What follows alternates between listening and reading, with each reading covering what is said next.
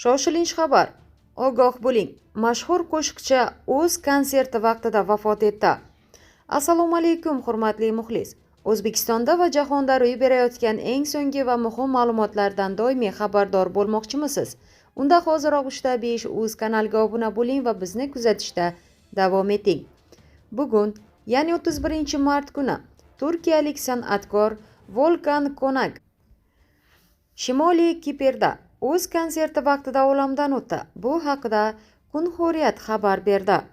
Ma'lum qilinishicha, Shimol o'g'li taxallusi bilan tanilgan san'atkor o'z konsertida muxlislari oldida sahnaga yiqilib tushgan va bir muddatdan so'ng shifoxonada olamdan o'tgan. Qayd etilishicha, u konsert chog'ida yurak xurujiga uchragan. San'atkor 58 yoshda bo'lgan. Bugun tunda soat 00:17 da to'satdan kasallik tufayli Magusa davlat shifoxonasiga olib kelingan qo'shiqchi Volkan Konak barcha muolajalarga qaramay, afsuski soat 00:42 da hayotdan ko'z yumdi. Magusa davlat shifoxonasi bosh shifokori tomonidan batafsil ma'lumot yozma ravishda beriladi deyilgan shifoxona bayonotida. Ma'lumot uchun, Volkan Konak 1967-yilda Trabzon viloyatining Machka tumanida tug'ilgan.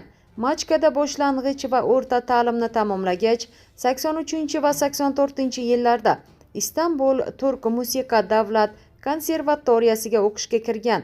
Uning Maranda nomli albomi ko'plab tinglovchilarning e'tirofiga sazovor bo'lgan. Marhumning oila a'zolari va yaqinlariga chuqur hamdardlik izhor etamiz.